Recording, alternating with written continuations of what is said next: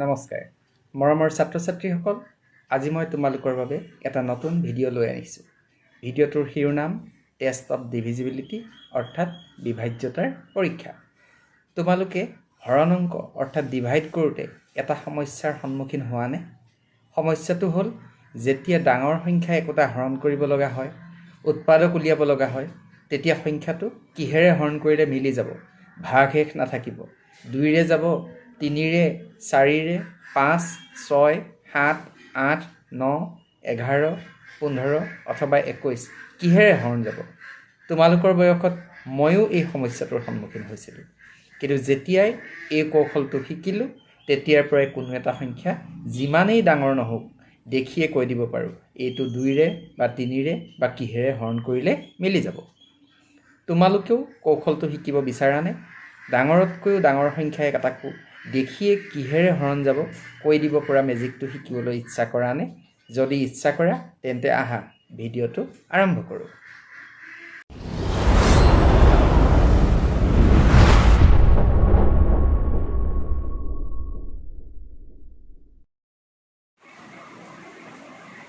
First, divisibility by 2. A number is divisible by 2 if it has any of the digits 0, 2, 4, 6, 8 in its ones place. অৰ্থাৎ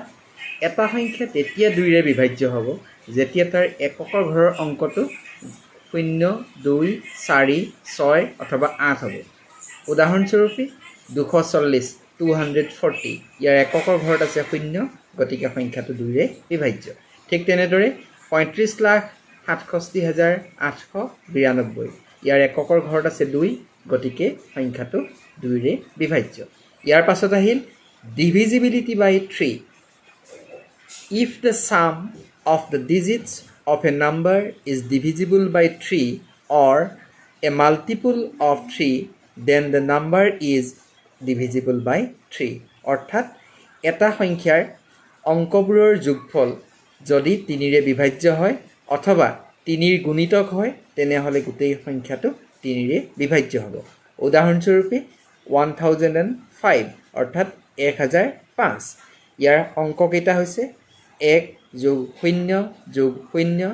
+ 5 = 6 6টো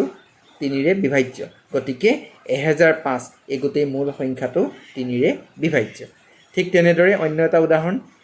21,27,321 ইয়াৰ অংক কেইটা যোগ কৰি 2 + 1 + 2 + 7 + 3 + 2 + 1 কৰি আমি 18 পালোঁ 18টো 3 ৰে বিভাজ্য গতিকে মূল সংখ্যাটো 3 ৰে বিভাজ্য ইয়াৰ পিছত আহিল divisibility by 4 A number is divisible by 4 if the number formed by its last two digits are either 0 or divisible by 4 then the original number is divisible by 4 অৰ্থাৎ এটা সংখ্যা 4 ৰে তেতিয়া বিভাজ্য হ'ব যেতিয়া তাৰ এককৰ ঘৰৰ একক আৰু দশকৰ ঘৰৰ অংক দুটাই গঠন কৰা সংখ্যাটো 4 ৰে বিভাজ্য হ'ব অথবা সেই দুইটা ঘৰৰ সংখ্যা দুটা হ'ব 0 তেতিয়া সংখ্যাটো 4 ৰে বিভাজ্য হ'ব উদাহৰণস্বৰূপে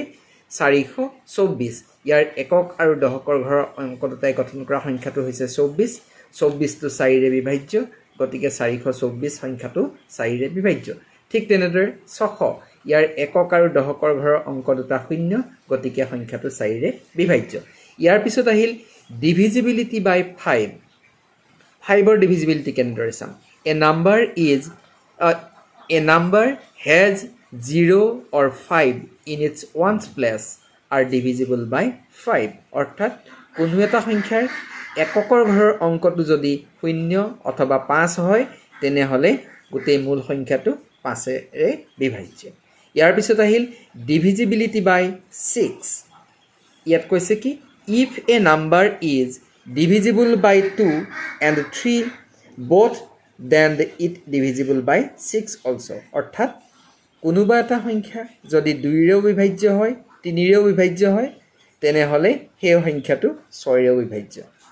উদাহৰণস্বৰূপে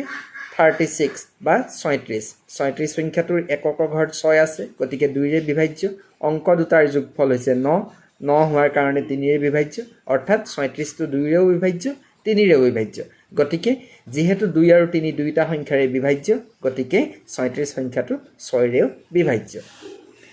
ইয়াৰ এই কথাটোৰ লগত মিলাই সাদৃশ্য থকা আৰু এটা হৈছে কি Similarly, the numbers which are divisible by 3 and 5 or 2 and 5 or 3 and 7 are divisible by 15, 10, 21 respectively. অৰ্থাৎ কোনোবা এটা সংখ্যা যদি 3 আৰু 5 দুইটা সংখ্যাৰে বিভাজ্য হয় গতিকে তাহাতৰ পূৰণফল 3 5 গুণ 15 সেই সংখ্যাটো 15ৰেও বিভাজ্য হ'ব আৰু কোনো এটা সংখ্যা যদি 3 আৰু 7 দুইটা সংখ্যাৰে বিভাজ্য হয় ইহঁতৰ গুণিতক 3 7 গুণ 21 21ৰেও মূল সংখ্যাটো বিভাজ্য হ'ব ইয়াৰ পিছত আহিল divisibility by 7 divisibility by 7 To check the divisibility by 7, arrange the number taking 3 digits from right side, then find the difference of the smaller number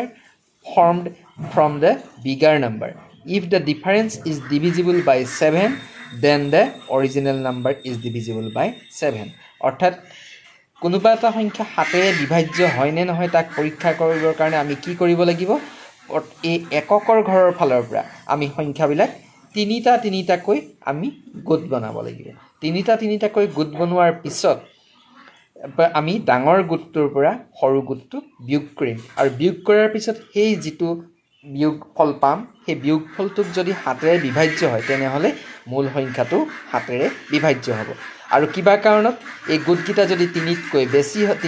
তিনিটা সংখ্যাৰে কৰা গোটৰ পিছত আৰু যদি দুটা সংখ্যা বা এটা সংখ্যা বাছি যায় তেনেহলে সৰু গোটটোৰ লগত এই থাকি যোৱা সংখ্যাটো যোগ কৰিব লাগিব আৰু যোগ কৰি যিটো যোগফল পাম হেতু ডাঙৰ গোটটোৰ পৰা বিয়োগ কৰিব লাগিব মই উদাহৰণ এটা দেখুৱাইছো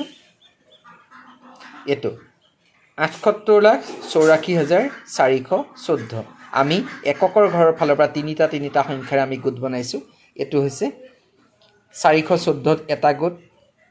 848ত এটা গোট আৰু 7টো অকলে থাকি গল এতিয়া আমি কৰিম কি এই 414 আৰু 7 এই দুইটাক যোগ কৰি আমি 421 পালো ডাঙৰ গোটটো হৈছে 848 848ৰ পৰা 421 টো বাদ দিয়াৰ পিছত 427 থাকিল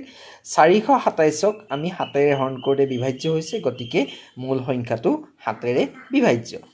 ইয়াৰ পিছত কি হ'ব divisibility by 8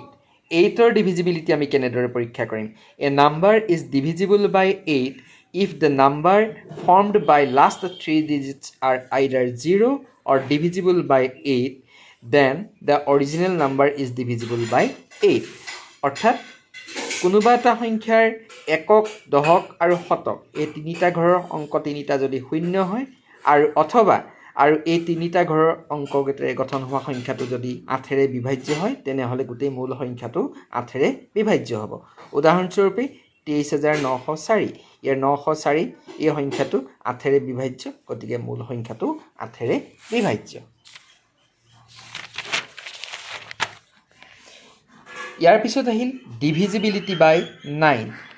if the sum of digits of a number is divisible by 9 then the number itself is divisible by 9 এটো অকমান 3 divisibility যেনেদৰে পৰীক্ষা কৰিছিল ঠিক তেনেকুৱা ধৰণৰ ইয়াত কেৱল আমি চাব লাগিব কি উদাহৰণস্বৰূপে 5004 লৈছো 5004 অংক কিটা যোগ কৰিলো 5 + 0 + 0 + 4 = 9 9 টোক 9 ৰে হৰণ কৰি 1 গতিকে মূল সংখ্যাটো 9ৰে বিভাজ্য ইয়াৰ পিছত আহিল divisibility by 10 if a number has 0 at one's place then the number is divided by 10 দহৰ বিভাজ্যটো একেবাৰে সহজ পৰীক্ষা কৰিবলৈ এককৰ ঘৰত যদি কোনোবা এটা সংখ্যাৰ শূন্য আছে তেনেহলে সেই সংখ্যাটো নিশ্চিতভাৱে 10ৰে বিভাজ্য ইয়াৰ পিছত আহিল divisibility by 11 ইয়াত কি কৈছে if the difference between the sum of the digits at even places and the sum of the digits at odd places of a number is either or divisible by 11 then the number is divisible by 11 অৰ্থাৎ কোনোবা এটা সংখ্যাৰ এই even অৰ্থাৎ যুগ্ম ঘৰত থকা অংকবিলাকৰ যোগফল আৰু অযুগ্ম ঘৰত থকা অংকবিলাকৰ যোগফলৰ পাৰ্থক্য যদি 11ৰ সমান হয় অথবা 0 হয় তেনেহ'লে কি হ'ব গোটেই সংখ্যাটো 11ৰে বিভাজ্য হয়। এইটো উদাহৰণ দেখুৱাইছোঁ কেনেকৈ হ'ব 5775 উদাহৰণ হৈছে ইয়াৰ অযুগ্ম ঘৰত থকা অংক কেইটা হৈছে 5 আৰু 7 প্ৰথম স্থান দ্বিতীয়টো বাদ দিছোঁ তৃতীয় প্ৰথম আৰু তৃতীয় স্থানত থকা অংককেইটা যোগ কৰি অযুগ্ম সংখ্যা সেইকেইটা হৈছে 12 আৰু যুগ্ম ঘৰত থকা অংককেইটা হৈছে 7 যোগ 5 যোগ কৰি পালোঁ 12 12 বিয়োগ 12 শূন্য এই শূন্যটো ওলোৱাৰ লগে লগে এইটো 11ৰে বিভাজ্য। ইয়াৰ পিছত আহিল এইকেইটাই হৈছে আমি ইয়াৰ লগতে মই কেইটামান কথা কৈ দিছিলোঁ 3 7 21 কোনোবা এটা সংখ্যা 3ৰে যদি বিভাজ্য হয় 7ৰেও বিভাজ্য হয় তেনেহ'লে সেইটো 3 7 গুণ 21 21ৰেও বিভাজ্য হ'ব। ঠিক তেনেদৰে 6ৰ বিভাজ্যটো কেনেদৰে হ'ব কৈছিলোঁ আৰু 9ৰ বিভাজ্যটো কেনেদৰে হ'ব কৈছিলোঁ 15ৰ বিভাজ্যটো কেনেদৰে হ'ব কৈছিলোঁ এইকেইটাই হ'ল কৌশল। এই কৌশলকেইটা তোমালোকে ভালদৰে আয়ত্ত কৰিবলৈ যত্ন কৰিবা আৰু বিভিন্ন সংখ্যালৈ অনুশীলন কৰিবা। ভালদৰে কৌশলকেইটা আয়ত্ত কৰিব পাৰিলে তোমালোকো হৈ উঠিবা এক্সপাৰ্ট। যিমানেও ডাঙৰ নহওক কিয় দেখিয়ে কৈ দিব পাৰিবা সংখ্যাটো কিহেৰে বিভাজ্য। আজিলৈ ভিডিঅ'টো ইমানেই। শেষত তোমালোকৰ মংগল কামনাৰে মনোজ শইকীয়া ছাৰ। ধন্যবাদ।